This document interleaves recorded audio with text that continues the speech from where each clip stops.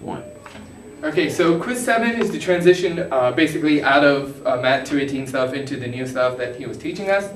One of the easiest quizzes there was, going to go through it pretty quickly.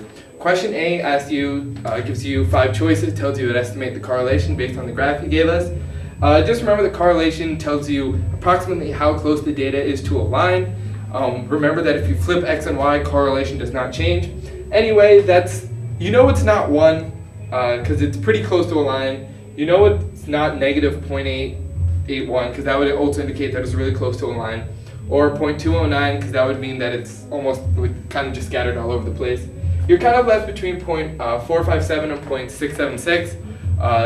It looks a little bit too close to a line to be 0.457. So you have I took a guess at 0.676 and that turned out to be right. I think most people got that. So then part B, you have to find the formula, an approximate regression for that one. So basically you need to find B1 and B0. Okay, those are the 2 things that you need to find. B1, it's pretty straightforward. Usually you know that B1 is equal to R SD of y over SD of x. The little curveball he put in there is that he didn't give you SD of y and SD of x. You had to calculate them. What he did give you was what did he call it? The coefficient of variation, which is the standard deviation divided by the mean.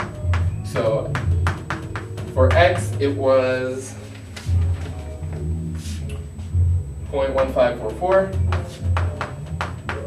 And we knew that the mean was 64. So you got SD of x is equal to 9.88. Similarly, SD of y over, we know that the average for y was 41.4, and that the coefficient of variation is 0.3051.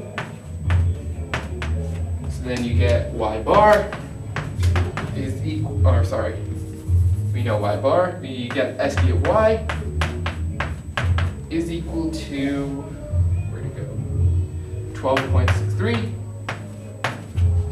So that's what I've shown here, plugged in 9.88 for SD of x, 12.63 for SD of y. We guessed R from part A, so that's 0.676. That's how we get B1. That gives you a value of 0.864. You calculate B0 before B1 because you need B0 in order to calculate, opposite way. You calculate B1 before B0 because you need it to calculate B0. So then the formula for B0 is y bar minus B1 times x bar. We have all the information we need here, just plug it in, crank it out, and you get 41.4 minus 0.864, which was B1, times the x bar, which was 64. And you get B0 is equal to negative 13.896. We're not done with the question yet, though. We were told to find the actual equation of the line, so you just need to modify that a little bit. Remember, we're looking for something, an equation y is equal to B0 plus B1 of x. So B0 is kind of like your intercept, B1 is not kind of like, B0 is your intercept, and B1 is your slope. So B0 we have down there is negative 13.896 plus B1, which is 0.864, plus 0.864 times x is equal to y.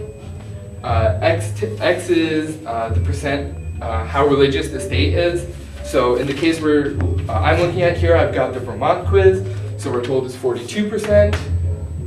So you just plug in the 42 for x, negative 13.896 plus 0.864 times 42.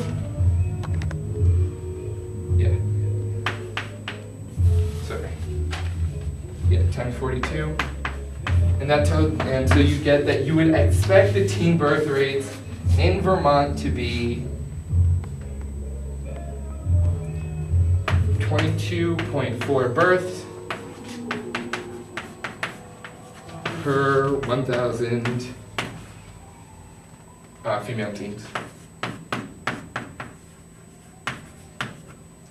You can convert that to a percentage, or if you can convert that to a percentage if you wanted to. There's really no need to. Then question D through H, really a gift from the professor. They're all true-false questions about correlation and causation. Bottom line, questions E and G indicate that there is causation, as in if you decrease the percent religion in a state, you would decrease the teen birth rate. Those are obviously false. We know association, not causation by now. So E and G are false, while D, F, and H are all just statements of facts. Easy quiz.